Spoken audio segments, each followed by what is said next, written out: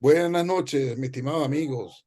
Reciban un cordial saludo de la Sociedad Venezolana de Cirugía Ortopédica y Traumatología en este viernes 10 de febrero del 2023, una fecha importante para nosotros y que cambió el día, como ustedes recuerdan, el evento de nosotros son los días sábados. Sin embargo, hoy por razones de fuerza mayor, estamos con el webinar el día viernes en la noche. Este es un webinar importante, vamos a hablar de un tema también bastante controversial y esperamos que sea del gusto de todos ustedes esta disertación que se va a hacer el día de hoy. Nos dejo siempre de agradecer a nuestros aliados de la sociedad, que gracias a ellos nosotros podemos estar haciendo esta actividad académica de forma gratuita. Quiero agradecer la presencia de los compañeros que están el día de hoy con nosotros. Tenemos a nuestros amigos, el doctor Rincón de Colombia, el doctor García y el doctor Sánchez por Venezuela, quienes nos van a disertar sobre la cadera limítrofe, cuáles son los nuevos conceptos y ampliar las actividades. Quiero recordarles también que nuestro Congreso Nacional será en la ciudad de Porlamar, Estado de Nueva Esparta, del 27 al 29 de septiembre. Los esperamos. Comuníquense con la sociedad a través de nuestro link sbcot.org.be y allí van a conseguir ustedes toda la información requerida para podernos nosotros ver en la ciudad. Seguimos trabajando, seguimos adelante. Bienvenidos a este webinar y vamos a entonces dar inicio al mismo. Doctor Gustavo García.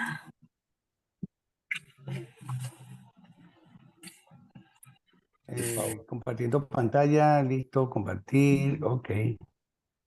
No es Sí, en nombre de la Sociedad Venezolana de Cirugía Ortopédica, la directiva actual, el doctor René Cárdenas, quien siempre ha sido consecuente con estas actividades y la hemos mantenido tratando de desarrollar. Mi persona, Fernando, Judith, Carolina, María Ángela y Carlos, estamos comprometidos con la actividad docente a nivel nacional y latinoamericana y la intención es esa, contar con grandes amigos como en este caso con Jairo. Por supuesto, ya lo dijo el presidente, doctor René Cárdenas, la industria, por supuesto, de nuestro lado que nos ayuda y nos permite hacer este tipo de actividad. Y por supuesto, también le hacen todo a él. La intención de estos seminarios, de Disculpen, estos webinars. vamos a Ya, trancar los ya va, micrófonos, doctor, por sí, favor. ya voy a Silenciar silenciar, micrófonos, por voy a favor. silenciar a todos. Ya están silenciados, doctor. Hubo un pequeño impasse, pero ya lo vamos a... ya está listo, ya no va a poder hablar más nadie sin ustedes. Dale, Gustavo. Ok, ahora sí. Okay, nosotros sí, estamos ya. Dale. Perfecto, sí, le daba las gracias que va a ganar Magallanes ahorita en el juego, pero de cualquier manera estamos de parte de usted. La intención de estos seminarios, sin ser muy largo, es tratar de enseñar y tratar de revisar nuestros conceptos, nuestras actividades, nuestras prácticas y hacer el menos daño posible a nuestros pacientes.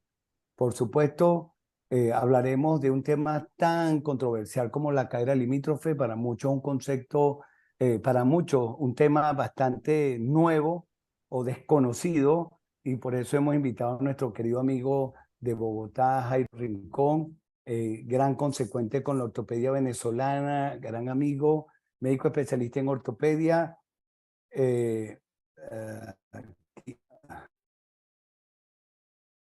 especialista en reemplazo articular de cadera, Universidad del Bosque, diplomado en docencia y fundación universitaria. Bienvenido, Jairo, gran amigo. Y por otro lado, ya con un nivel de experiencia en cirugía preservadora de cadera, Miguel, quien estuvo con el gran Bernardo Aguilera, estado de los Hospital Miguel Pérez Carreño, fellowship en artroscopia y preservación de cadera y médico de la Policlínica Metropolitana.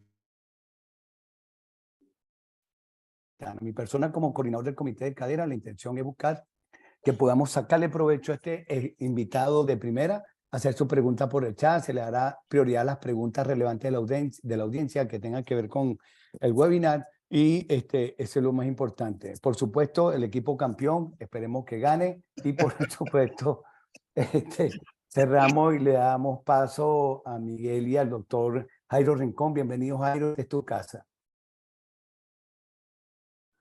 Muchas gracias. Miguel, ¿quieres hacer algún comentario, alguna introducción o arranco?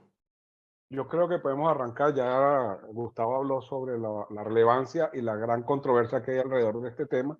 Un tema que ha tenido, sobre todo en los últimos años, bastante, se ha desarrollado, se han cambiado los conceptos, se han ampliado y creo que vamos a tener una gran discusión sobre eso. Adelante, doctor. Perfecto. Quiero confirmar que estén viendo mi pantalla. Sí, señor. Perfecto. Perfecto, muy bien. Mire, doctor, tenemos 80 participantes. Maravilloso. A pesar del partido. Con el juego. Excelente. Seguramente son colombianos todos, pero gracias por conversar. Seguramente. Perfecto, muy bien. Quiero comenzar mostrándoles este artículo que es una revisión sistemática de la literatura y un metaanálisis que fue publicado el año pasado de la Universidad de Washington, en donde hay un líder de opinión que es el doctor John Cloisi, y él nos muestra cómo la prevalencia de la cadera limítrofe en la población asintomática es hasta del 20%. ¿Qué quiere decir eso? Que probablemente hemos dejado de ir de nuestro consultorio pacientes que tienen dolores en la cadera, sin artrosis, y se nos han ido sin un diagnóstico apropiado. El objetivo de este webinar es mostrarles la cadera limítrofe no como una medición radiológica, sino como el concepto que reúne un montón de variables para lograr llegar a este diagnóstico. Quiero agradecerle a la Sociedad Venezolana de Ortopedia y Traumatología por la invitación. Mi nombre es Jairo Alonso Rincón, soy ortopedista y traumatólogo de la Universidad del Bosque. Hago parte del grupo de reemplazos articulares y artroscopia de cadera del grupo Colsanitas, hoy en día llamado Keralty. Y estas son las instituciones donde trabajo: la Clínica Universitaria Colombia, la Clínica Reina Sofía en Bogotá, Colombia. Estos son mis disclosures que realmente no tienen ninguna relevancia para esta presentación.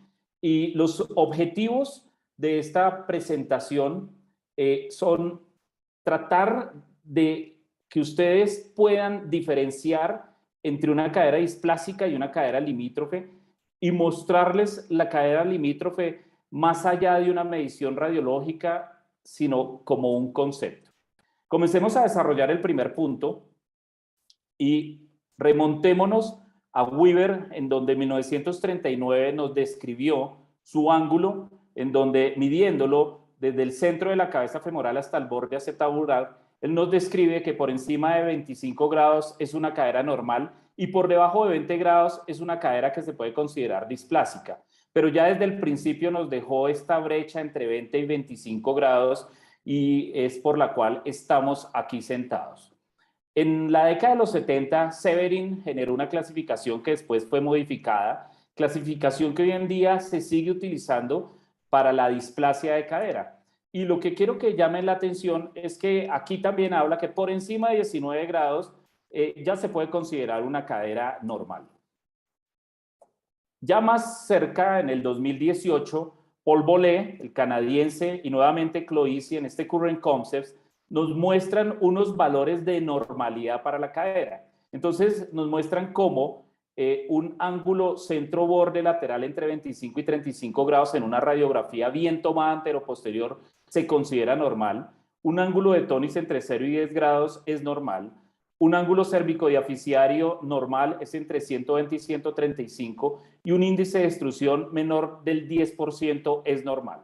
Ahora, hablando del falso perfil, ellos nos describen como el ángulo centro-borde anterior entre 25 y 35 grados es considerado normal. Abajo está descrito lo que para ellos se considera displasia y esto lo vamos a hacer de una manera mucho más práctica con un caso. Esto es una mujer de 38 años con dolor en la cadera izquierda con estas radiografías, en donde es evidente una insuficiencia acetabular y una alteración biomecánica de esa cadera. Entonces, los criterios que nos hablan en este documento acerca de displasia es que tengamos un centro borde lateral en una radiografía P menor de 20, nuestro caso ejemplo tiene 16.7, un tonis por encima de 10 grados, un ángulo cervicodiaficiario por encima de 135 grados para definir una coxa valga, y en este caso tenemos 146, y un porcentaje de extrusión, o también se le llama porcentaje de Rimmer, que nos habla de la lateralización y el descubrimiento de la cabeza femoral por encima del 25%, esta cadera tiene 32%. También son importantes la medición de la distancia entre la cabeza y la línea isquiática, y cuando es mayor a 10 milímetros, también se puede considerar que es una cadera insuficiente. Y ya en la proyección falso perfil, que es una proyección que se toma llevando el rayo a 35 grados de inclinación y midiendo el cubrimiento anterior, cuando nos habla de un centro borde anterior menor a 20 grados, también se puede considerar una cadera displásica. El signo clásico de la disrupción del arco de Shenton. Y entonces hasta aquí podemos decir que tenemos estos tres escenarios: una cadera displásica con un centro borde por debajo de 20 grados, una cadera normal, y aquí esto es bien discutible, que puede ser por encima de 25, aunque para mí es por encima de 28, y ahorita les voy a explicar por qué yo creo que debe ser así, y una cadera limítrofe que se puede hablar entre 20 a 25 o 20 a 28 grados. Hablando del concepto, ya hemos visto algunas mediciones radiológicas, pero cuando queremos unir muchas variables tenemos que tener en cuenta las mediciones en el TAC, algunos elementos útiles en la resonancia magnética, algunos hallazgos de la historia clínica y definitivamente un buen examen físico. Vamos a ir desarrollando estos elementos. Tenemos a la izquierda una cadera displásica, a la derecha una cadera normal, y en el centro esta enorme zona gris, que son esas caderas que están entre 20 a 28 grados. ¿Y por qué no 27? ¿O por qué no 26? Y esta misma pregunta se lo hicieron estos autores y lo publicaron en este artículo en el 2020, y vemos cómo líderes de opinión, como por ejemplo el doctor Beer, ellos lo que hacen en este artículo es informar o mostrar cómo hay una enorme variabilidad en la definición de lo que ellos llaman una displasia borderline en diferentes estudios que tratan el tema. Entonces muestran cómo en los trabajos de líderes de opinión como el Dr. Beer, el centro borde lateral está entre 20 y 25, pero para Benjamin Dohm, por ejemplo, es a partir de 18 grados, y otros líderes como por ejemplo Matsuda se baja más y desde 16 grados ya considera una cadera limítrofe, y algunos otros como McCarthy se van hasta por encima de 28. En fin, tenemos una variabilidad que va desde los 16 grados hasta los 28 grados en esta definición de cadera limítrofe. En resumen, no hay un número que nos defina en el centro borde lo que realmente es una cadera limítrofe. Lo que sí es cierto, y lo muestran unos estudios biomecánicos, es que se aumenta en un 13% la probabilidad de desarrollar artrosis de cadera por cada grado de pérdida de cobertura lateral de a partir de los 28 grados y de ahí para abajo, usted tiene una probabilidad del 13% de desarrollar artrosis de cadera. Es por eso, y basado en estos estudios biomecánicos, que para mí la cadera limítrofe debe ser considerada entre los 20 y los 28 grados. En cuanto al centro borde anterior medido en la radiografía de falso perfil, se debe considerar la cadera limítrofe entre 20 y 25 grados. Y ojo con esto, cada vez le están dando mayor relevancia en los estudios biomecánicos al ángulo de tonis. Se considera que si tenemos un tonis mayor a 15 grados, probablemente estemos enfrentándonos a una cadera que sea inestable. Y ojo, que es la primera vez que toco el término inestabilidad y quiero que lo tengan muy en cuenta porque de aquí en adelante les voy a hablar mucho de inestabilidad de la cadera. Otra medición que es supremamente importante realizar cuando tenemos estos casos que no son muy claros, que son confusos, es el índice de la pared anterior. Este índice se toma midiendo el borde de la cabeza femoral hasta el borde de la pared anterior y se divide en el radio.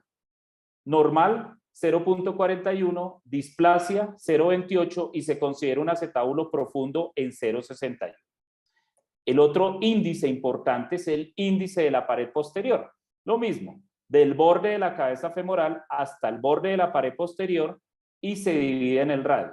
Normal, 0.91, displasia 0.81 y un acetábulo profundo en 1.15. Y este índice que se llama índice de cobertura, en donde este documento de Parvizi nos habla de acetábulos de bajo volumen. Y esto es para que ustedes me entiendan como cuando uno tiene una cobija corta y se quiere arropar los hombros, pero se descubre los pies. Es exactamente lo mismo. Uno puede tener una pared anterior acetabular muy larga con una pared posterior muy corta o viceversa. Entonces se descubre o por delante o por detrás. Este índice nos ayuda a evaluar el volumen acetabular y encontramos algunos pacientes con radiografías aparentemente normales en donde al hacer la medición encontramos que tienen bajo volumen.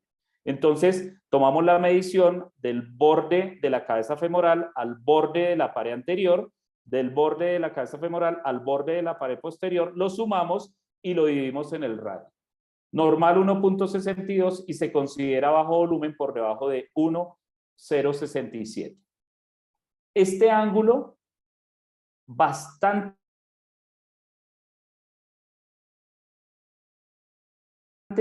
Fair Index, en donde se toma una medición desde la ceja de Pauwels y se prolonga esta línea y luego se toma el tercio medio de la cicatriz que deja la línea fisiaria.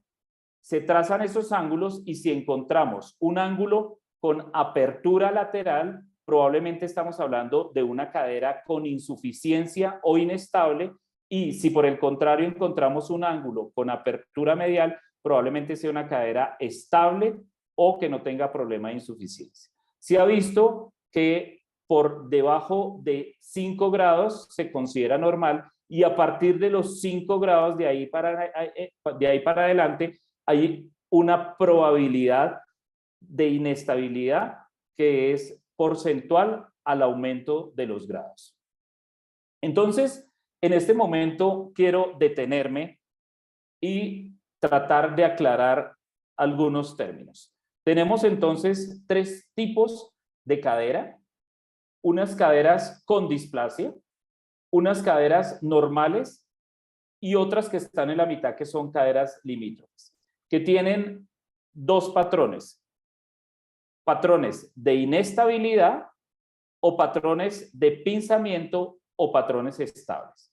Mientras que las caderas displásicas, que las clasificamos leve, moderado a severo, pero hay aquellas caderas que algunos artículos o parte de la literatura los consideran displasias borderline o displasias limítrofes y que a mi modo de ver son caderas limítrofes pero que son inestables.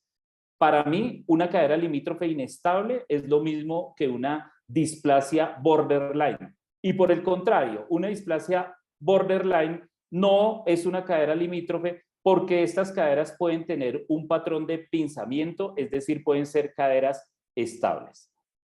En resumen, y esto es un concepto mío, las displasias borderline son caderas limítrofes que tienen un patrón de inestabilidad.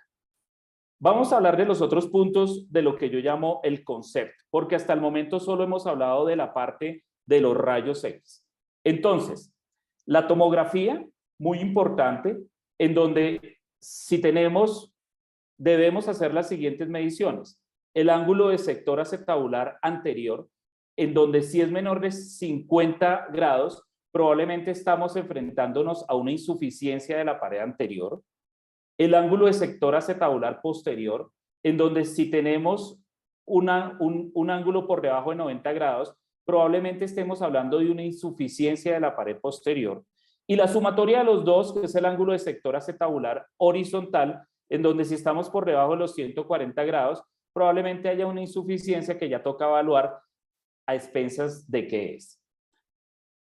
La otra imagen que podemos obtener en una tomografía es el TAC para medición de anteversión femoral.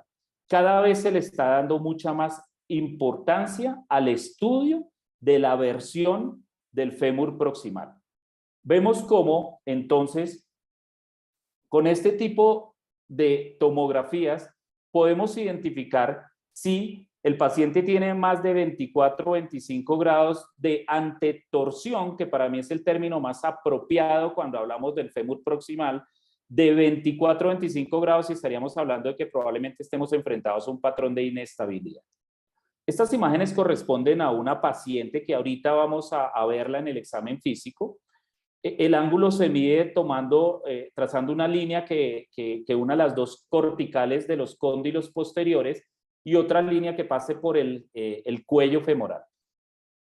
Aquí vemos en esta reconstrucción 3D cómo el fémur y el cuello y la cabeza miran verdaderamente hacia adelante.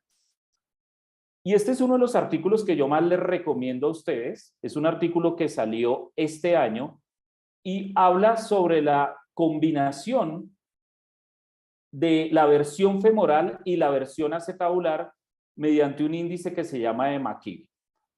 Este artículo fue desarrollado por el grupo de Berna. Pues aquí hay varios líderes de opinión, el doctor Tanas, el doctor Siebenroth, el doctor Stepachen, el doctor Tidlersch. Y básicamente les voy a mostrar cómo en la primera horizontal podemos encontrar un acetábulo que mira hacia adelante con un fémur que mira hacia adelante. Un acetábulo que mira hacia adelante con un fémur con una versión normal. Un acetábulo que mira hacia adelante con un fémur que mira hacia atrás. En esta horizontal podemos encontrar acetábulos con versión normal, pero el fémur mira hacia adelante, acetábulo con versión normal, el fémur con una versión normal y un acetábulo con versión normal, pero el fémur mirando hacia atrás. Y en la última horizontal encontramos acetábulos retroversos con un fémur anteverso, un acetábulo retroverso con un fémur orientado adecuadamente y un acetábulo retroverso con un fémur también retroverso. Entonces, ellos hablan de un término que son las caderas compensadas. Y entonces vemos cómo estas que están en verde claro, que son las de las esquinas, a pesar de que el acetábulo es retroverso, el fémur es anteverso y podría compensar sin generar tanta patología. Y viceversa, un acetábulo que es bien anteverso con un fémur retroverso podría generar una cadera compensada. Lo ideal es este cuadro que tenemos aquí en verde oscuro, que es el fémur con una versión normal, un acetábulo con una versión normal. Y el peor escenario son los que están en rojo, que están en los extremos, en donde por donde usted lo mire va a generar pinzamiento y va a generar problemas biomecánicos dolorosos. Pasando al siguiente renglón de nuestras variables para evaluar este tipo de caderas está la resonancia. Y este artículo, nuevamente, del grupo de los suizos, nos muestra la relación entre el ilio capsularis, que es un músculo que está adosado a la cápsula anterior, y femoral. El ilio capsularis tiene un volumen similar al recto femoral. Aquí en esta esquina vemos una cadera insuficiente, displásica, lo cual obliga a nuestro músculo iliocapsularis a compensar esa inestabilidad anterior. Es decir, podemos encontrar fácilmente iliocapsularis hipertróficos. Es decir, hay una alteración en la relación entre el iliocapsularis recto femoral, que lo vemos aquí. Vemos aquí en caderas displásicas cómo esa relación se invierte y vemos aquí qué pasa con el pincer y con el control. Entonces, tener muy en cuenta el ilio capsularis como un signo indirecto de inestabilidad anterior en este tipo de pacientes. Otro parámetro más es la longitud del labrum. Vemos en este estudio cómo cuando tenemos un centro borde menor a 20, tenemos labrum que son bastante grandes, tanto en la parte lateral como anterior. En general, se puede considerar que un labrum está hipertrofiado cuando tiene más de 7 milímetros, y esto sucede en compensación de la inestabilidad anterior que puede estar generando este tipo de caderas en donde el acetábulo es verdaderamente insuficiente. ¿Qué pasa con el examen físico y con la historia clínica? Vemos cómo este documento, publicado en el 2012, nos habla de que las personas con pinzamiento femoroacetabular pueden tener una presentación clínica diferente a los pacientes con displasia. Y creo que esto lo hemos vivido todos en nuestro consultorio y notamos cómo la abducción y la rotación interna fueron significativamente menores en los pacientes con pinzamiento y generan dolor con esta maniobra, lo cual puede no suceder porque esto entra en todo el marco de las posibilidades y nada es absoluto con pacientes con caderas insuficientes o limítrofes que puede que tengan una enorme rotación interna sin mayores síntomas. Entonces, otro punto para tener en cuenta en el examen físico. Evaluar la versión femoral con el test de Craig. Esta señorita es la dueña de las imágenes radiológicas y del TAC que les he venido mostrando, y vemos cómo hay una asimetría en la torsión femoral de predominio izquierdo en esta paciente. Entonces, tener en cuenta en el examen físico la evaluación de la antetorsión femoral, mirar si el paciente es valgo, mirarle las rótulas. Es frecuente que estos pacientes también vengan acompañados de dolores patelofemorales. Mirar la progresión de la marcha, por lo general estos pacientes tienen marcha en progresión interna, y los criterios de hiperlaxitud ligamentaria, hiperextensión de la rodilla, hiperextensión de los codos, que la metacarpofalángica del quinto dedo supere o llegue a los 90 grados y que sean capaces de tocar el antebrazo con el pulgar. Todo esto nos lleva a considerar que es una paciente hiperlaxa y que probablemente estemos enfrentados más a un patrón de inestabilidad. Durante los test clínicos, este test de aprensión, o también llamado test de inestabilidad, en donde con la cadera enferma encima y el paciente en decúbito lateral, hacemos extensión de la cadera y empujamos la cabeza femoral hacia adelante, intentando generar este efecto que por lo general, como ven la mano de la paciente, manifiesta dolor no atrás donde uno empuja la cabeza femoral, sino adelante. Esto es lo que se considera un test de aprensión o de inestabilidad positivo, y básicamente uno intenta reproducir lo que estamos viendo aquí en este video. Por el contrario, cuando estamos hablando de un patrón de pinzamiento, los pues ya muy conocidos test de flexión, aducción y rotación interna de Fadir o el test dinámico de rotación interna generan un conflicto anterior entre el cuello femoral y el acetábulo con una sensibilidad del 94% y una especificidad del 9% para el diagnóstico de pinzamiento femoroacetabular. Este tipo de patrones entonces nos pueden sugerir que estemos hablando de una cadera estable con pinzamiento a pesar de que es limítrofe.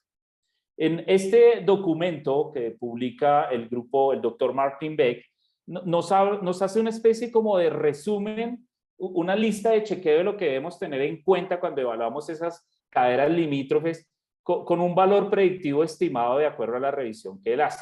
Entonces, 1, la disrupción del arco de Shenton, el incremento de la distancia entre la línea isquiática y la cabeza femoral, un recentramiento de la cabeza femoral en las proyecciones en abducción, el signo decreciente posterior cuando hacemos una resonancia magnética con medio de contraste, un Fear Index que aquí él habla mayor de 2, aunque hay algunos que hablan mayor de 5, perdón, un centro borde lateral menor de 20, un ángulo de Tonis mayor de 10, un ángulo cervicodiaficiario de mayor a 135, una antetorsión femoral mayor a 25, la hipertrofia labral, el incremento del volumen del músculo iliocapsularis y en ocasiones encontramos rupturas del ligamento redondo. Todas estas consideraciones en las radiografías, en el TAC y en la resonancia nunca aparecen todas, pero hay que tenerlas en cuenta para analizar a qué patrón estamos enfrentados. Esto es un paciente que operamos creo que hace como unos 8 años, ya hace bastante tiempo, con el doctor Noza, con un centro borde 24 y un tónis en 11. Y cuando entramos a la artroscopia, vimos un labrum gigantesco, enorme, con una importante ruptura labral. Le colocamos 2 puntos de sutura y un labrum con una lesión degenerativa importante. Este paciente no evolucionó bien, siguió con dolor, desarrolló rápidamente artrosis y a los 2 años y medio ya le estábamos haciendo una artroplastia. Eso a veces sucede en estos pacientes cuando tienen patrón de inestabilidad y no son claramente identificados. Para finalizar, este es un algoritmo que yo construí basado en la revisión de la literatura que hice para esta conferencia, en donde quiero mostrarles en azul los 3 tipos de cadera que podemos encontrar. Las caderas displásicas a un lado, las caderas normales al otro y en el centro, esta zona gris en la literatura, porque para esto hace falta muchísimos trabajos de investigación y muchísimos estudios, que son las caderas limítrofes. Estas caderas limítrofes, como les dije, pueden tener un patrón de pinzamiento o que sean caderas estables, pero igual siguen siendo caderas limítrofes, o que sean inestables. Y las caderas displásicas, algunas de ellas o algunos trabajos en donde hablan de displasia limítrofe, que a mi modo de ver no son más que caderas limítrofes que son inestables y que no pueden considerarse igual una displasia borderline a una cadera limítrofe, ya que hay displasias, por lo general las displasias borderline no tienen patrón de estabilidad. Por lo general encontramos, o lo que siempre debemos medir en las imágenes son el centro borde lateral, el centro borde anterior, el índice de la pared anterior, el índice de la pared posterior y evaluar la profundidad acetabular. Esto que está en naranja son patrones que podríamos o no encontrar en cada lado, ya sea una cadera limítrofe estable o una cadera limítrofe inestable. Entonces, en las inestables podríamos encontrar un tónis de mayor de 15 grados. Como les dije, hay literatura que soporta que el índice de tónis es bastante bueno para predecir el buen resultado de una cirugía en una cadera limítrofe. Un índice de cobertura bajo, un FEAR mayor a 5, una anteversión femoral aumentada, una hipertrofia labral, una hipertrofia del iliocapsularis, evaluar todos estos puntos que pueden indicarnos que estamos enfrentándonos a una cadera inestable. Y por el otro lado, los patrones de estabilidad son tónis por debajo de 10, índices de cobertura normales, un FEAR menor de 5, una anteversión femoral normal, un labrum normal y un iliocapsularis normal. En cuanto al examen físico, hacia la tendencia a la inestabilidad, los genus valgus, las marchas en progresión interna, pacientes hiperlaxos, test de aprehensión positiva en el examen físico y rotaciones internas bastante aumentadas.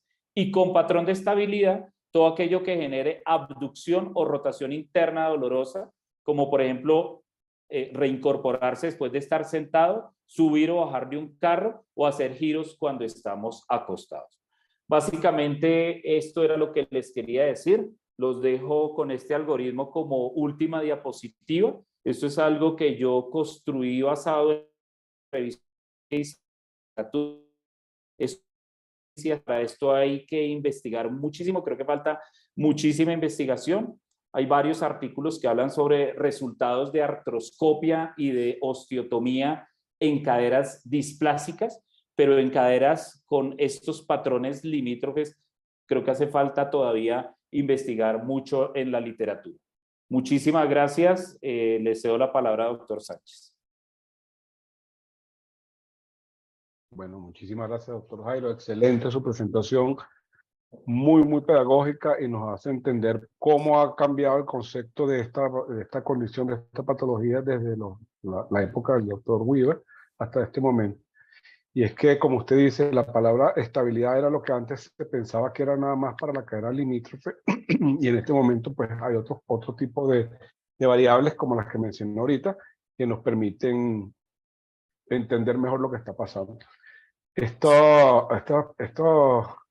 pacientes que acuden con displasia limítrofe muchas veces vienen por patología, por dolor, y cuando uno le plantea esta posibilidad de que tengan una cadera que tiene una alteración en su forma, en su orientación espacial, y que va a meritar probablemente un tratamiento bastante, en algunos casos bastante agresivo, como es una osteotomía, es como, yo nomás venía por un dolor de cadera leve y ahora tengo 20 años, me están ofreciendo hacer una osteotomía. Es un paciente bastante, que hay que hablar con ellos mucho, hay que explicarle muy bien, y a los familiares.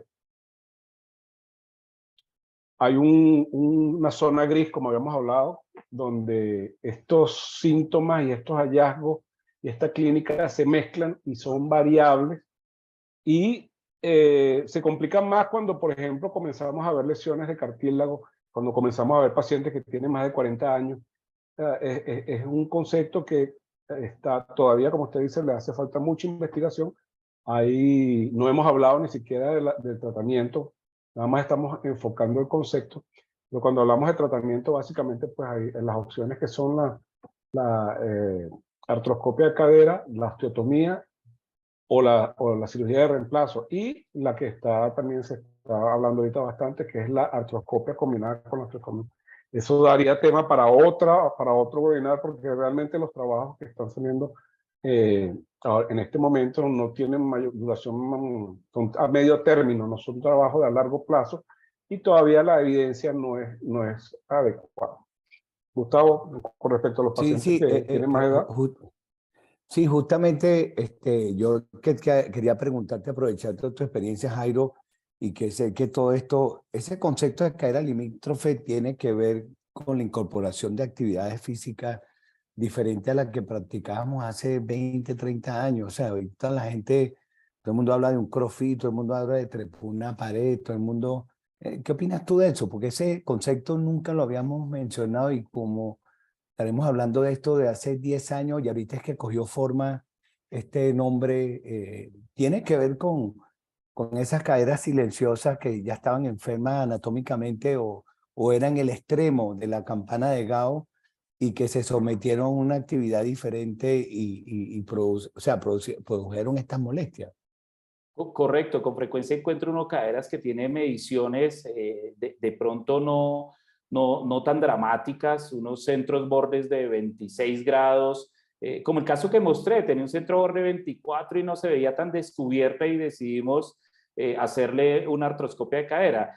Pero efectivamente podemos tener pacientes en donde uno le hace unas mediciones juiciosas y encontramos que no son caderas in extremis, por ponerle algún nombre, pero que el paciente o la paciente comenzó a hacer ballet. Hay artículos en donde describen que ese tipo de actividades pueden inducir a la elongación capsular y puede generar mayor inestabilidad, porque se reproduce la elongación y se intenta generar mayor inestabilidad. Entonces, definitivamente la respuesta a lo que usted me dice es que sí, hay actividades en donde si usted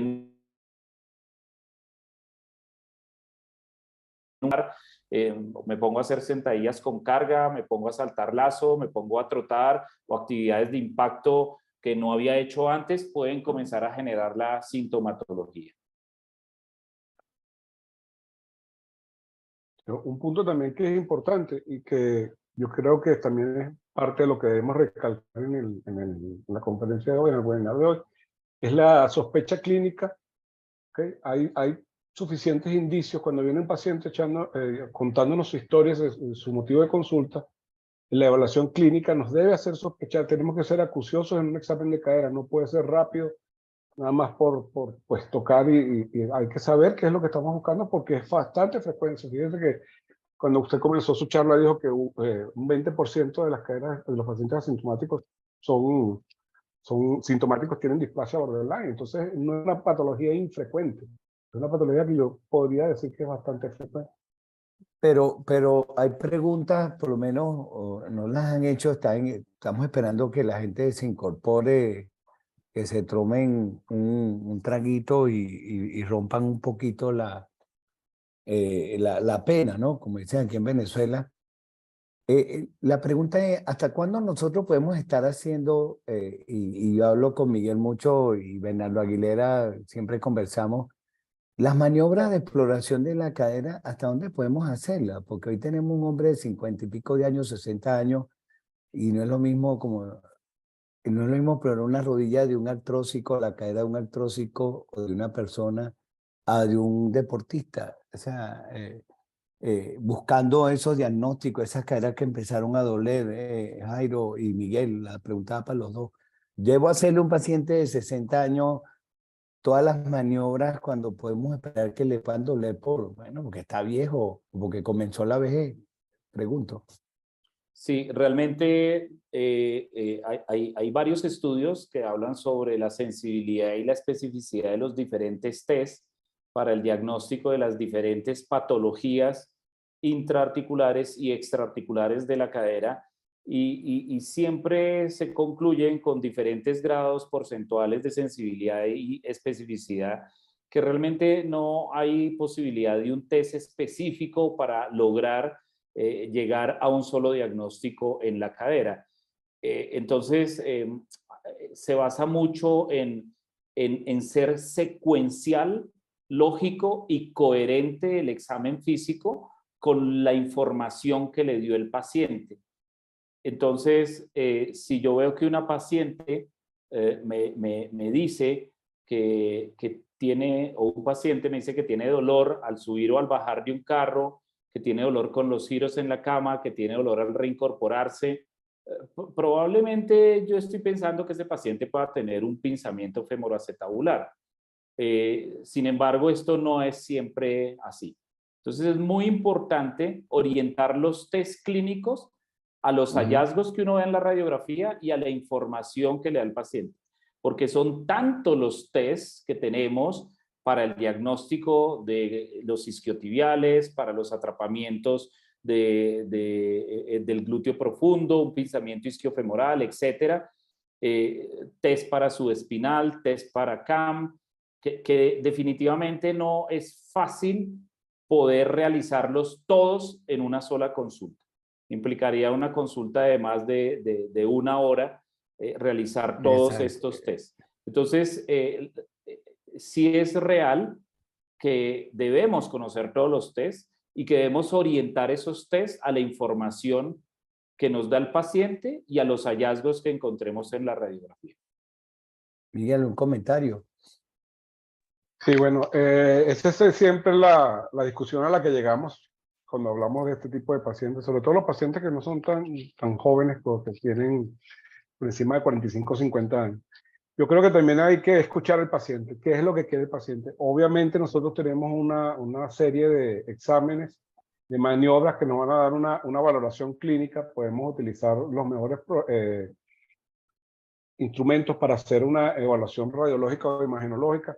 Y si tenemos un paciente que pues entiende dónde está parado por su edad, que no acepta, que tiene un daño articular muy bajo, y bajo la conciencia de que él entienda que pues es un procedimiento que no va a ser a largo plazo el mejor, se podría pensar en esto. De hecho, ahorita acaba de salir un trabajo bien interesante en el artróscopy sobre eso.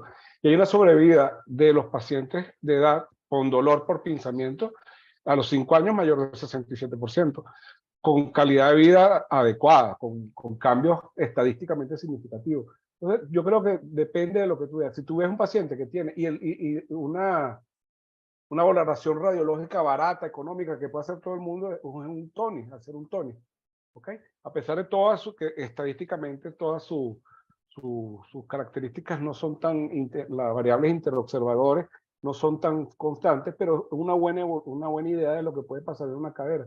Si tú tienes una cadera que tiene un tónico que está por encima de 2, pues no vamos a tener buena respuesta contra el tratamiento conservador.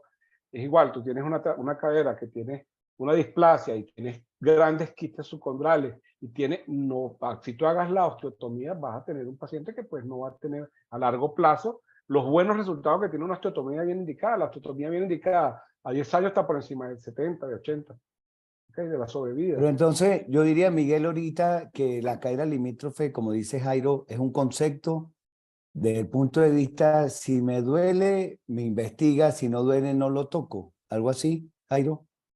Porque hay Sí, una sí, pregunta en el chat de sí. Traumapet, no sé quién es Traumapet, no se identificó, que cuál es el protocolo para una cadera limítrofe en edad juvenil.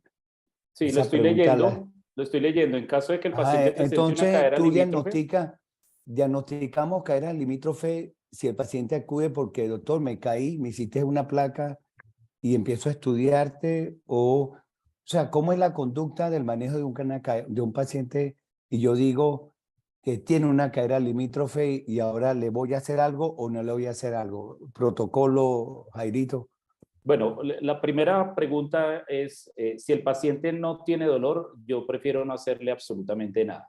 Si es Buena. el escenario que usted me plantea, el paciente se cae, se le toma una radiografía de cadera y encuentro que es una cadera limítrofe. Si el paciente supera el dolor del trauma, yo no le hago absolutamente ninguna intervención. Concepto a retener. Buena esa, sí. La segunda pregunta, en caso de que el paciente presente una cadera limítrofe en edad juvenil, ¿qué protocolo recomienda? Bueno, lo primero es eso, identificar que el paciente tenga dolor y efectivamente si está consultando seguramente es porque hay alguna molestia. Lo segundo es pues tomar las radiografías pertinentes. En mi esquema de manejo yo les pido AP lateral, unas proyecciones de un 45-90 y un falso perfil. Eso es el set primario de radiología que yo le pido al paciente. Luego intento identificar si el paciente tiene un patrón de inestabilidad o es un patrón de pinzamiento basado en todos los conceptos que yo ya generé y de acuerdo a eso voy tomando decisiones. Si, por ejemplo, veo que es un paciente que tiene una marcha en progresión interna, un incremento en la rotación interna con el test de Craig, si percibo que es una paciente hiperelástica, probablemente estoy sospechando que tenga una cadera limítrofe con un patrón de inestabilidad. Entonces me gustaría saber qué tanto mira ese fémur hacia adelante, qué tanta cobertura tiene ese acetábulo en la parte anterior y pues hago las mediciones radiológicas correspondientes y podría ayudarme de un TAC para medición de anteversión femoral y un TAC de caderas para evaluar la cobertura anterior y evaluar qué tanta torsión femoral tiene ese paciente. Evaluaría lo que les mostré en la resonancia, la longitud del labrum, la hipertrofia del iliocapsularis, miraría el índice de McKibben y ya basado en eso podría determinar si el paciente tiene una tendencia a la inestabilidad o si lo que tiene es una cadera limítrofe, pero que no es inestable, lo cual me llevaría a una conducta diferente. Entonces, básicamente ese es el protocolo que yo le haría a esta paciente, que va muy de la mano con la diapositiva final, en donde mostré el algoritmo que intenté resumir en esa diapositiva todo lo que se dijo durante la presentación. Perfecto. Yo creo que es importante, doctor, ese artículo que usted presentó del índice de McKibben, es un artículo que lo debe leer todo aquel que haga cirugía de cadera, no solamente el que haga preservación, el que coloque una prótesis, porque ese match entre la orientación de cabeza, de acetábulo y cabeza femoral y versión femoral o torsión femoral es muy importante a la hora de poner una prótesis. Hay pacientes que tienen retroversiones acetabulares y tienen retroversiones, y si usted coloca una prótesis en esa posición que se la plantea la anatomía, va a tener algunos problemas. Entonces, es importantísimo. Todo aquel que haga cadera debería leer ese artículo. Es sumamente interesante, muy orientador y te da una visión diferente. Después que tú entiendes exactamente lo que te están diciendo ahí, te da una visión diferente de cómo manejar esas caderas. Sí. Había otra duda que a mí me salta Bueno, una es justamente, o sea, Jairo y tú, Miguel, ustedes también hacen reemplazos de cadera. ¿Cuál es el límite entre preservación y profilaxis? O sea, porque yo puedo llegar a un paciente, lo dijo Jairo ahorita, Jairo, y tiene que ver con el mensaje, si no duele, no lo toque. Pero yo sí veo una cadera con unos ángulos alterados, según mi información, debería hacer algo, porque el día de mañana esa persona puede agarrarse, una muchacha o un muchacho se enamora de una persona que hace CrossFit y lo tiene de vuelta a la consulta. O sea, ¿dónde está el límite de tú preservar o no hacer nada si ya tienes unos cambios radiológicos evidentes? Y yo sé que la pregunta es escabrosa y puede ser que me dejen de hablar para toda la vida, pero yo los quiero mucho y yo, No, pues, yo puedo, fíjate, la Gustavo. próxima vez les puedo brindar un whiskycito, un michecito, lo que ustedes digan, Sí, pero hace díganme ustedes que son preservadores, tienen una anatomía alterada, llegó a la consulta. Es como el que llega el nené con una luxación de cadera, la mamá chiquitico congénita, usted lo vio y usted le hace sus medidas. Por favor, con la mano en el pecho. ¿Cómo lo orientan? ¿Preservación, profilaxis o no hacer nada ante una morfología ósea alterada? Fíjate, hasta ahora, y discúlpeme que vaya primero, doctor, le explico mi evolución con respecto a ese punto. Eh, Muchas veces uno dice, pues no operas hasta que no duele, y esa angustia que tú tienes ahorita, la he tenido yo con muchos pacientes que les descubres algo, sabes que se va con el tiempo, hay un desgaste mayor de esa articulación por la orientación, pero no tiene dolor. Hace 6 años era pecado en la preservación de cadera hablar de profilaxis. ¿Sí? No estaba bien visto, ni siquiera te aceptaban la pregunta en algunos foros, ¿ok? Hace 6, 7 años. Eso ha ido cambiando, sobre todo por no cambiando, sino que se está abriendo como una brecha cuando hablamos, por ejemplo, de tratar el pinzamiento femoroacetabular bilateral. ¿Ok? Hay algunos trabajos en los que se está haciendo bilateral en mismo tiempo quirúrgico, y cuando tú revisas el detalle del trabajo, la otra cadera que se opera tenía los índices, tenía la forma, pero el dolor y los scores preoperatorios eran bastante diferentes. Entonces, pues es eso. Acuérdate que el dolor es subjetivo. Hay un grupo de pacientes que ya lee, que ya sabe, ya entiende lo que es la alteración de la cadera, ya sabe cuáles son los fines de la preservación, y te exige, llega a exigirte, yo quiero operarme las dos caderas de una vez. A mí no me duele, pero ya está igualita, tengo la misma y yo me quiero operar las dos caderas. Eso es otro grupo de pacientes. Yo creo que eso con el tiempo va a variar. Creo que sí, creo que va a pasar lo mismo que pasó con el geromaro y el genovalgo de la rodilla. Se sabe que a la larga eso produce un desgaste terrible. Se va a recambio. O sea, tienes que Jairo, ¿qué identificar el opinas? síntoma precoz.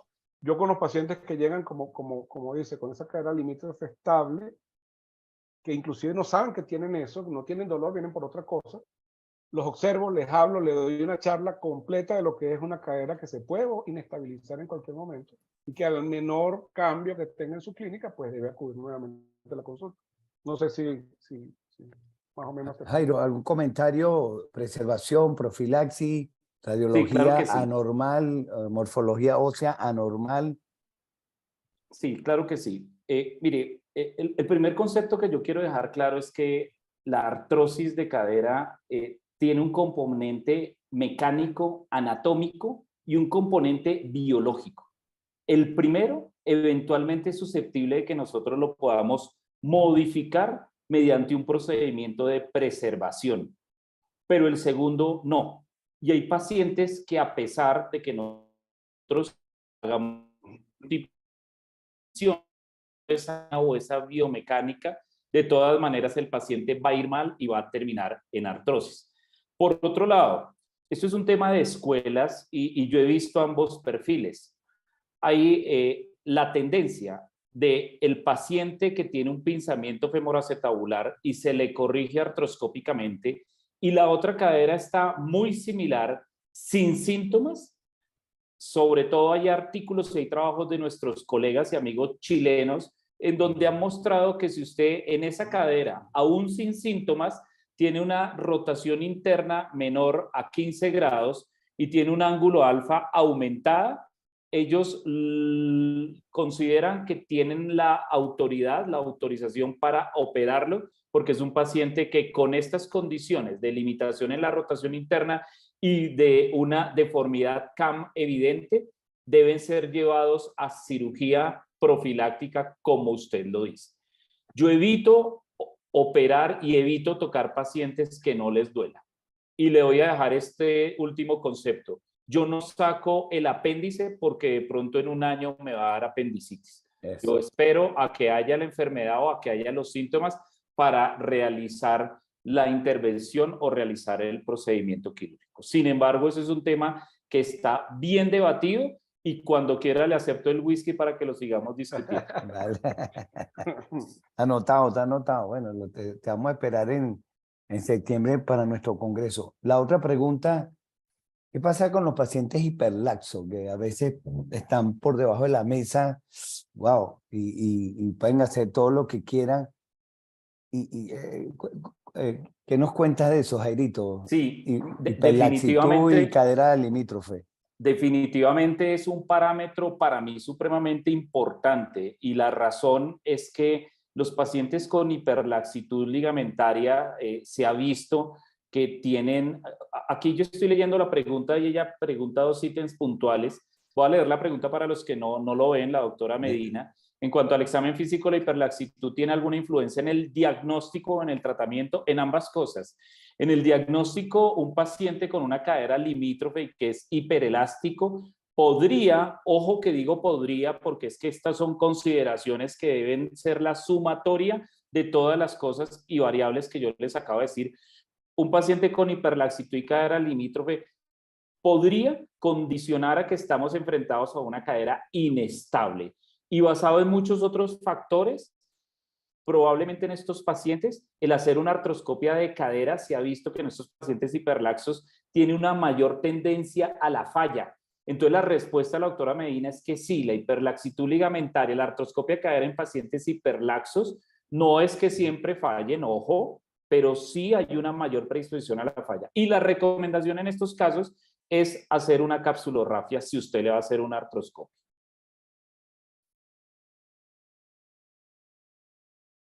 Miguel, ¿un comentario? Sí, es una pesadilla, igual que en el hombro, la hiperlaxitud es una pesadilla cuando tenemos pacientes, sobre todo atletas, bailarinas, que necesitan esos rangos articulares para su actividad y que pues esa hiperlaxitud le permite inclusive hacer algunas cosas que cuando tú las estudias hay trabajos interesantes donde se ha visto las bailarinas, por ejemplo, haciendo split y han tomado las imágenes y se sublujan, las caderas están sublujadas en el split. Y ahí esa hiperelasticidad le permite llegar a esos rangos. Es un tema escabroso, es un tema difícil, estoy de acuerdo, concuerdo con el doctor. Si uno decide tocar una cadera que tenga artroscópicamente abierta, lo que sea, que tenga hiperlaxitud, la aplicatura de la cápsula y el manejo de la cápsula, no solamente la aplicatura, el manejo de la cápsula. Hay tendencia ahorita a hacer capsulotomías mínimas, ¿okay? Para manejo, por ejemplo, de los pacientes que tienen pinzamiento y hiperlaxitud. Y eso es lo que ha ido pues mejorando los índices, pero realmente no a la larga o en general no tienen buen diagnóstico. Sí. Hay otra pregunta que siempre queda en el tapete. Siempre la displasia de cadera en los jóvenes, pudiéramos hablar hasta de osteotomía pélvica. ¿Eso es igual para una cadera limítrofe? ¿Podemos pensar en osteotomía o cuál es el tratamiento quirúrgico de una cadera limítrofe? Sería la pregunta. Ok. Entonces, mire, de pronto la parte final de ese algoritmo que yo mostré es que usted puede terminar en 3 escenarios. Usted puede tener una cadera limítrofe ya con artrosis. Fácil, hay que hacerle un reemplazo de cadera. Usted puede tener una cadera limítrofe con un patrón de inestabilidad, con un labrum muy grande, con un centro borde muy pequeño, y esos pacientes posiblemente vayan mejor con una osteotomía periacetabular. Pero si usted tiene una cadera limítrofe que tiene un patrón de estabilidad o un patrón de pinzamiento, probablemente a esos pacientes les vaya bien con una artroscopia, con una aplicatura capsular en algunas ocasiones, y no les cierra las puertas a futuro, si es que la sintomatología persiste, para pensar en hacerle una osteotomía periacetabular, si es que acaso lo necesita. Todo esto basado en todas las mediciones que acabo de mencionar, en las características del paciente, de hiperlaxitud, de inestabilidad en el examen físico, de aumento de la versión femoral. Hay algunas veces que uno encuentra que lo que el paciente necesita es una osteotomía femoral desrotatoria como parte fundamental del tratamiento. Entonces, no es una regla de cocina, cadera limítrofe igual a artroscopia, no. La cadera limítrofe puede tener varias direcciones: reemplazo de cadera, osteotomía periacetabular, artroscopia de cadera, y le sumo eventualmente una osteotomía de rotatoria cuando encontramos fémures con una antetorsión femoral bastante aumentada, que los hemos visto en algunas ocasiones. Ese último punto, estoy absolutamente de acuerdo con usted. Ese último punto es importante. Yo cada vez más estoy haciendo tomografías con cortes de cóndilo para ver la versión femoral, el cambio de la estadística como que se ha visto, y esos pacientes que se hacían una artroscopia perfecta y seguían con sintomatología, tiene mucho que ver con estos detalles. Si tienes una versión femoral alterada, pues va a haber una mecánica alterada.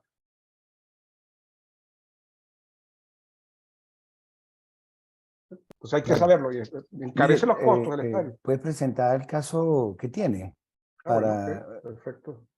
Déjame compartir pantalla. sí, antes de ver cómo está perdiendo Colombia en el béisbol ahorita, seguimos con tu caso, güey. Fíjate, este es un caso que llegó la semana pasada. Ok. Ya, déjame quitar aquí.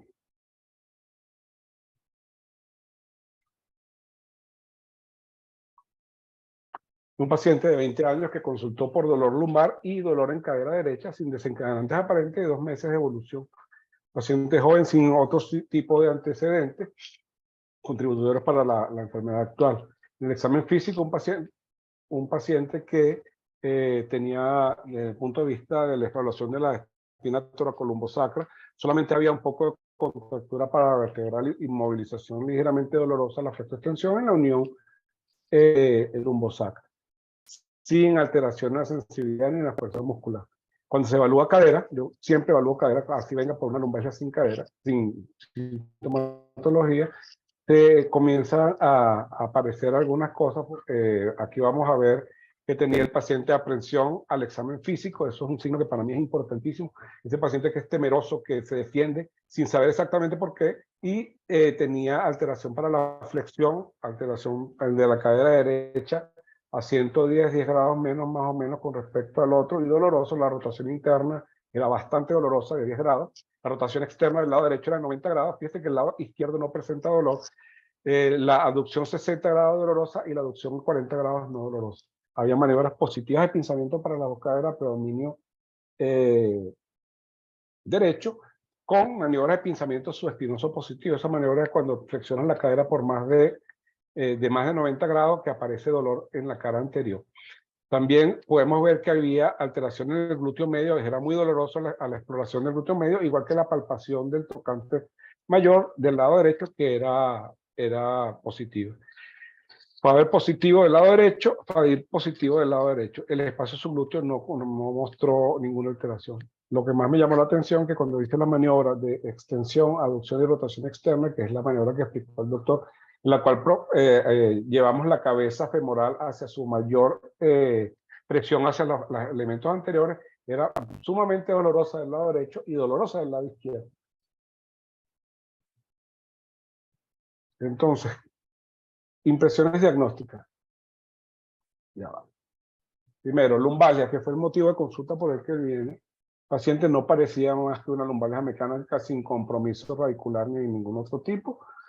Y había una coxalgia que era bilateral, a mi entender, predominantemente derecha. ¿Ok? Y es aquí donde comienza la controversia, diría yo. Miguel, una pregunta para Ujú. darle provecho a tu caso. ¿Tú a todos los pacientes con lumbalgia jóvenes le pides radiografía de cadera o esto fue un hallazgo que conseguiste? Cuéntame cómo fue eso.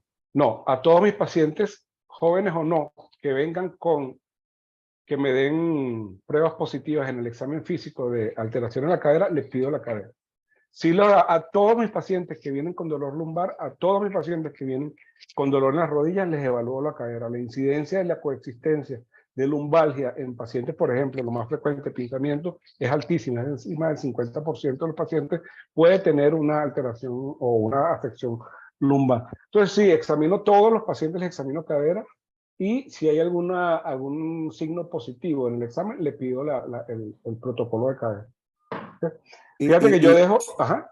No, le iba a preguntar a Jairo. Jairo, tú manejas la lumbalgia en jóvenes, le haces radiografía de cadera, es el mismo procedimiento. No sé, pregunto porque es interesante todo lo que uno puede conseguir con un muchacho. Te pregunto, Jairo. Si el paciente ya tiene radiografías de columna, si el paciente tiene una sintomatología muy clara de columna, y yo siempre les examino la cadera. Si no logro desencadenar dolor, no les pido radiografías. Porque me puede pasar dos cosas. Uno, que el paciente le encuentre algún tipo de patología, por ejemplo, una cadera limítrofe, y pues es importante para el paciente que lo sepa y que lo conozca. Pero igual, como les dije, si el paciente no tiene sintomatología, pues realmente proveniente de la articulación, realmente yo no lo voy a operar. Uno opera a estos pacientes ¿para qué? Para aliviar el dolor.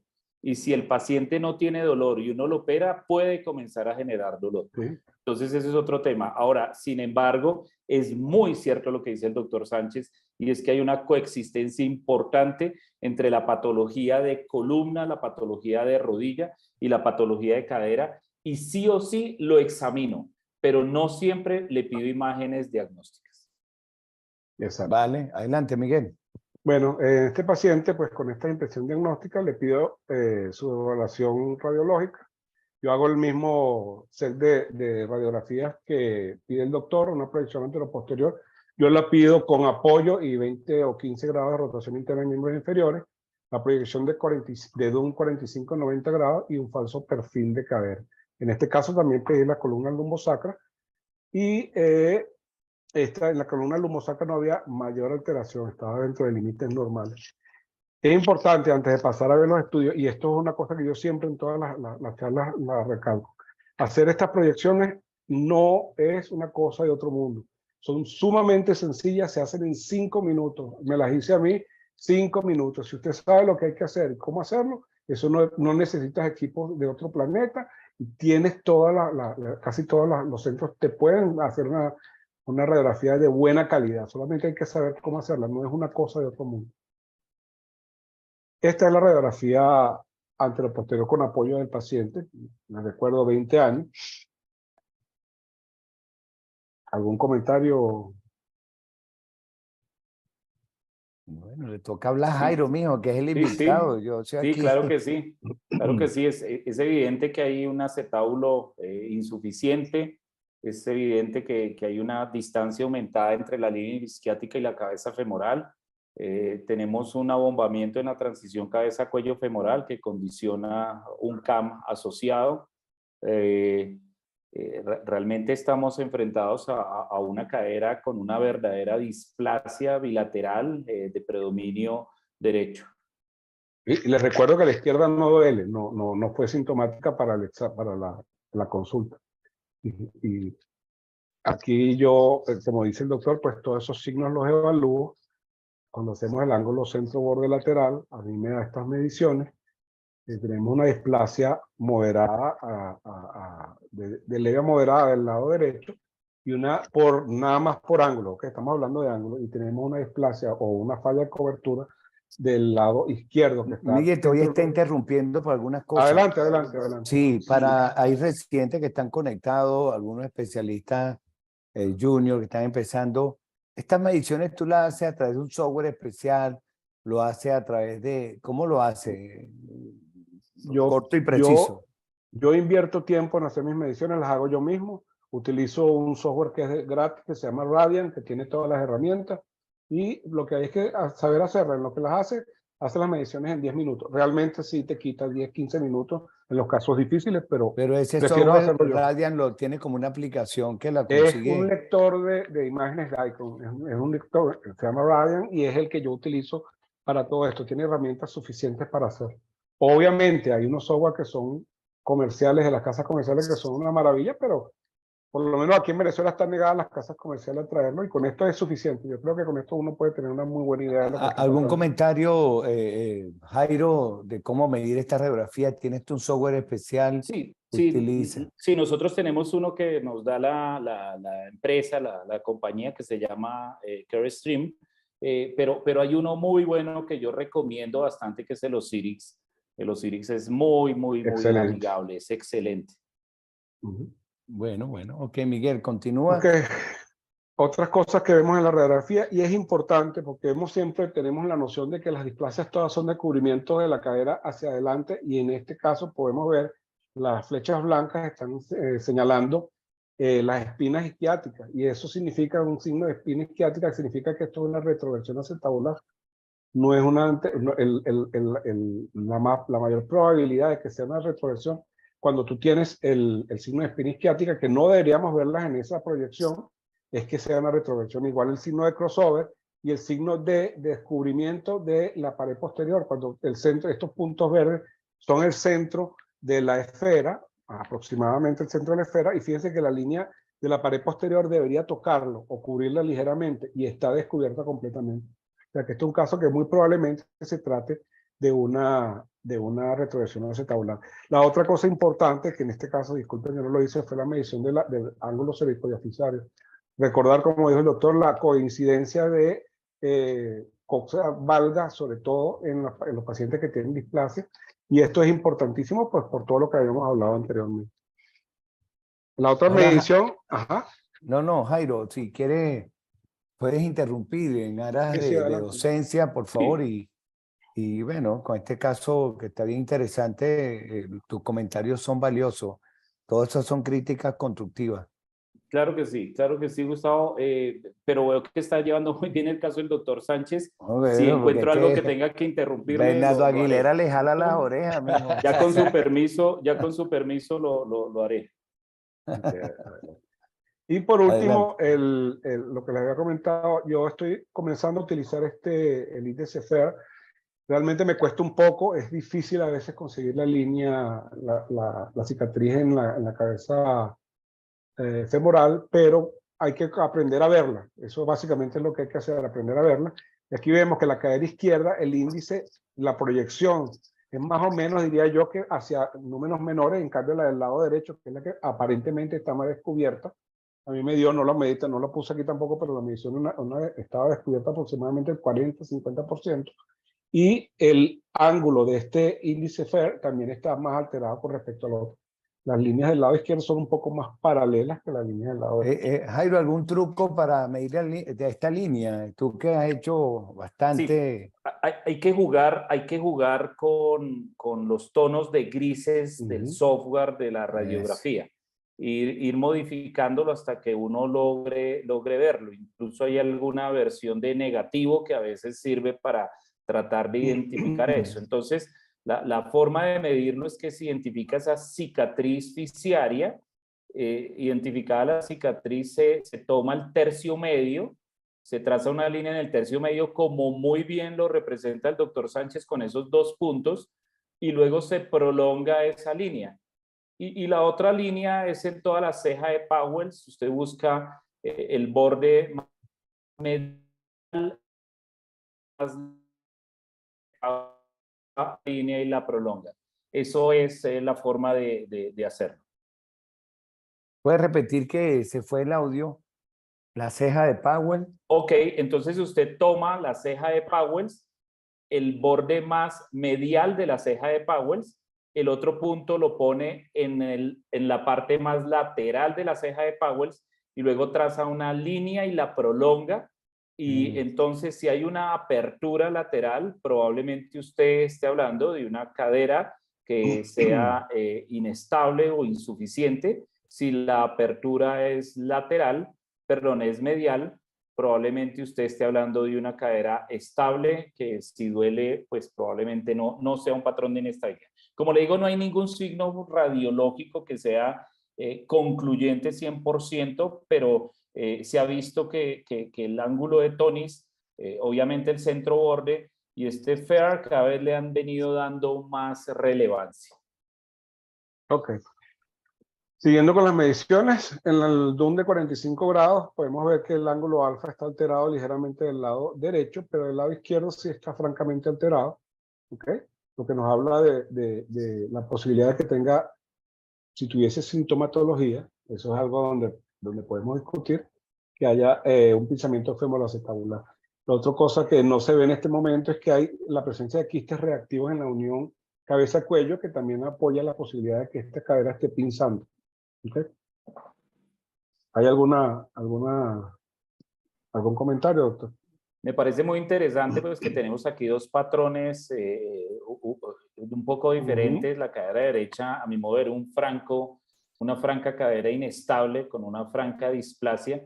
La cadera izquierda menos displásica y que podría de pronto considerarse una cadera limítrofe, que fue a lo que quise llevar la conferencia, entre aprender a diferenciar una cadera displásica y una cadera limítrofe. Y creo que aquí podemos estar en ese escenario en un solo paciente, lo cual es muy enriquecedor para el webinar. Vale. Y por último, yo siempre hago también en la medición del ángulo centro-borde anterior.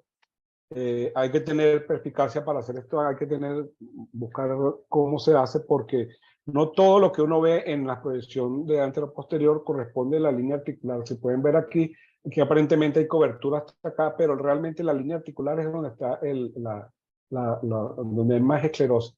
Entonces, están alterados los dos ángulos un poco más en el lado derecho que el lado izquierdo. Correcto, doctor Sánchez. Eso es una excelente apreciación y es uno de los errores que cometemos absolutamente todos cuando comenzamos a hacer estas mediciones e intentamos trazar o medir ese ángulo bien lateral ahí donde, por ejemplo, en la cadera izquierda, donde usted tiene el punto rojo más lateral, de pronto lo puede mostrar usted. Ahí tenemos la tendencia de cometer el error de trazarlo en ese punto y efectivamente la línea se debe trazar al final de la zona densa, donde finaliza el espesor de esa imagen. Ahí es donde se debe trazar. Entonces es muy importante esto que usted está recalcando, porque es un error que todos hemos cometido. Y lo otro, pues, de esta proyección es el tipo de espina anteroinferior, que es una espina que sobrepasa la línea articular y que es la que nos está dando la sintomatología de pinzamiento subespinoso, sobre todo del lado derecho. Al ver la espina ilíaca, que la espina ilíaca anteroinferior sobrepasa por delante la línea articular, eso es lo que explica que este paciente, cuando está sentado en lugares normales, no tiene molestia en esa zona, pero cuando sobrepasa los 90 grados, que el cuello, y ahí es importante que se entienda, es el cuello que pega o tiene conflicto con la espina. Esto se considera inclusive un pinzamiento extraarticular. Miguel, hay una pregunta del chat del doctor Fernando López, que si esa medición no varía si el fémur está en aducción o abducción. Esto es con el paciente de pie, la técnica es con el paciente de pie y está estandarizada. Usted ve una radiografía cuando ya los radiólogos, hay que tomarse el tiempo para estar con ellos y que aprendan. Ellos te hacen la radiografía y vas a verla, que esta forma que estamos viendo, independientemente de la versión, va a ser la perfecta. Aquí no estamos hablando de la cabeza nada más. Lo que más importante aquí es ver el ilíaco. Si tú puedes ver la escotadura aquí, la espina, el isquio y todo lo que tiene que ver con un ilíaco visto desde lateral. Por eso es tan rica la información que te da una buena radiografía, que de verdad que todo el mundo debería aprender a hacerlo. Correcto, se debe tomar a 35, el rayo debe entrar a 35 grados, ¿no?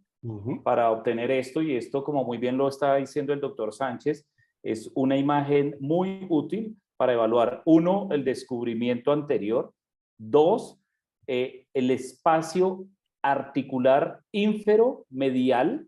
Doctor Sánchez, no sé si lo muestra como para que la gente... Exacto, ese espacio es muy importante verlo en esta proyección. Mirar la cobertura o el descubrimiento anterior y mirar la espina ilíaca anteroinferior que se evalúa de la mejor manera en esta proyección radiológica.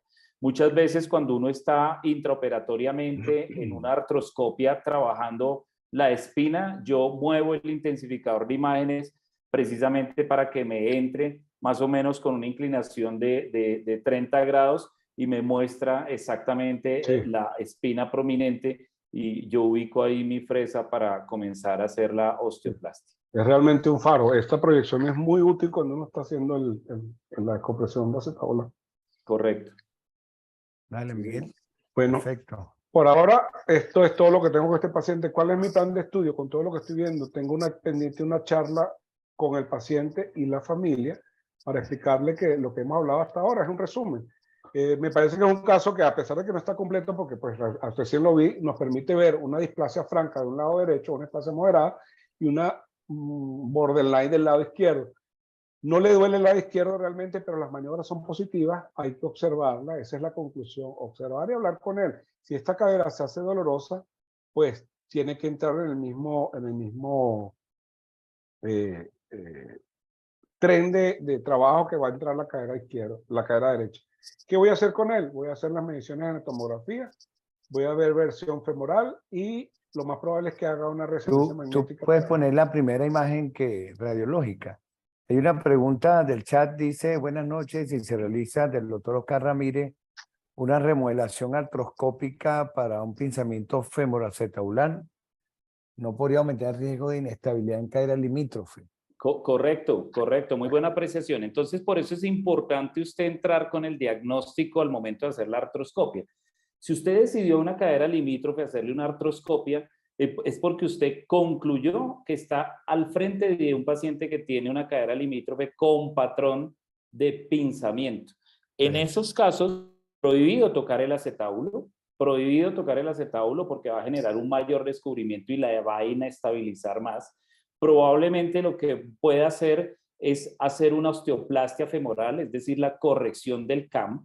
Entonces hay gente que me dice, no, pero es que las displasias no tienen CAM. Mire, aquí la estamos viendo. ¿Sí? Esto es una displasia que tiene CAM. Entonces usted hace la remodelación del CAM, la osteoplastia femoral, corrige el CAM, probablemente tenga que hacer un reparo labral, porque estos pacientes, como tienen labrum tan grande y como les mostré en el video, casi siempre la inestabilidad anterior genera lesión labral. Usted hace la osteoplastia del fémur, hace la sutura del labrum y probablemente tiene que hacer una aplicatura capsular. Ahora, en este caso específico que está mostrando el doctor Sánchez, efectivamente complementar los estudios, pero así, pues con todo el cuadro clínico que usted me muestra, yo pienso que este paciente tiene indicado una osteotomía periacetabular en la cadera derecha y yo dejaría la cadera izquierda esperando a ver cómo evoluciona. Probablemente después de la rehabilitación y la recuperación de la osteotomía periacetabular derecha, el paciente puede que genere compensación de las cargas, ecualización y de pronto no le duela tempranamente la cadera izquierda. Cuando la cadera izquierda le comience a doler, pues miraría a ver cuál es el mejor escenario. Sí, yo quería hacer una observación también al respecto. La mayoría de estos pacientes, cuando se someten a la artroscopia, cuando tienen displasias o displasias limítrofes, la lesión no es del labrum como tal, es la unión condrolabral y hay delaminación del borde externo del acetábulo, que es lo grave. Definitivamente las inestabilidades asociadas a lesiones CAM son más de este tipo de patrón, donde hay una delaminación del cartílago. Y esa delaminación del cartílago es la que está asociada con la artrosis a largo plazo. Entonces, volvemos a lo mismo. Uno se hace la artroscopia, repara esa lesión, pone los puntos como usted muy bien hizo en su caso, ahí se vio, y haciendo todo lo que hay que hacer, haciéndolo bien. Inclusive hay pacientes que no van a ir bien, simplemente no van a ir bien porque ya el daño está instaurado, hay un daño celular que no vemos, que no entendemos todavía porque no lo vemos ni siquiera cuando metemos la cámara, Pero si usted tiene un signo de la ola, que es cuando el cartílago, uno lo ve bien, pero lo tocas y hace como una onda, eso significa que ya ese cartílago se delaminó, está separado del lecho óseo, y eso es mal pronóstico, eso definitivamente es mal pronóstico. Bueno, perfecto. Ya, Miguel, para dejar de compartir, ya nos queda poco tiempo para luego estar a nuestro querido invitado Jairo. De verdad que rompiste la audiencia, Jairito. Hasta ahorita están 82 personas todavía pendientes, pero yo creo que están 109, 109 fue en el momento Sí, más alto. sí, y no sé si es que a lo mejor estas personas no se imaginaban que este era el juego o estaban confundidos, pues que no sabemos. Entonces, de cualquier forma, Jairo, gracias de verdad. Si quieres algún concepto a retener de la conferencia, te agradecemos y dejamos después que cierre el profesor Reni tus palabras de verdad para esa comunidad ortopédica venezolana que estamos tratando de recuperar y que se fortalezca con los conocimientos y con invitados como tú. Jairo. Bueno, muchísimas gracias a la Sociedad Venezolana de Ortopedia y Traumatología por la invitación. Para mí es un honor haber estado aquí y compartir mis escasos conocimientos de un tema que es bastante álgido, bastante debatido, que nadie tiene la última palabra, que muchos de los ortopedistas desconocemos. Creo que este tipo de escenarios son supremamente importantes para todos los niveles de atención, estudiantes, residentes, como usted lo dijo, cirujanos de cadera que están comenzando. Son conceptos que debemos recalcar y de pronto el mensaje que yo quiero dejar es que en este tipo de situaciones uno tiene que ser organizado, tiene que ser sistemático, tiene que tener un orden mental en la evaluación de este tipo de pacientes, porque son un montón de cosas y un montón de conceptos que tiene uno que organizarse con el discurso del paciente, con las imágenes radiológicas y con lo que encuentra en el examen físico para lograr hacer un diagnóstico más acertado. Básicamente es eso. Muchas gracias por la invitación y bueno, quedé sorprendido que a pesar del partido de la final, pues se alcanzaron a lograr 109 participantes. Yo no esperaba una audiencia tan grande. Muchas gracias a todos. Reni o Miguel, ¿algunas palabras? Unas palabras. Muy emocionado, de verdad que hubo una participación tan buena. Yo creo que discutimos muchísimos puntos de lo que podría ser 2 horas más de hablar, y no hemos hablado de tratamiento. Estoy muy contento también y agradecido con el doctor Jairo y con toda la directiva de la sociedad. Bueno, sí, Y con los participantes que también están bastante activos, gracias a Dios. Está muy activo. Le informo lo siguiente: recibí información de grupos residentes que están conectados a un solo computador porque están de guardia o están, porque yo estaba preocupado que dije que no los veía. Entonces, no, que estamos en varios conectados. Entonces, esto es un falso negativo porque tenemos más de 109 más de conectados. Entonces, fue bastante fructífero, un tema muy interesante. En verdad lo disfrutamos, aprendimos y queda mucho por estudiar, pero creo que abrió un abanico de preguntas a todos los residentes, los especialistas jóvenes que nos adentramos en este mundo, igual los estudiantes de medicina, que también se les está formando en la parte de la alteración del sistema musculoesquelético para que vayan viendo y teniendo conocimiento de lo importante que es esta especialidad. Muchas gracias, mi amigo. Espero verlo el 27 al 29 de septiembre en Por la Mar. Gracias, Gustavo García. Gracias, mi amigo Miguel Sánchez y al profesor Jairo Rincón por su tiempo y por su dedicación con nosotros. Feliz día, feliz noche y bueno, que gane el Caracas. Saludos, doctor. Gana el Magallanes. Buenas noches. Gracias. Un abrazo, Jairito. Un abrazo. Estamos conversando. Muchas gracias a todos. Aquí me quedo un poquito, aquí me quedo un rato. Ok, gracias. Le debo un tintico. Un abrazo. Así es. Gracias a todos. Gracias, Reni, por el Chao, tiempo estamos hablando. y espacio.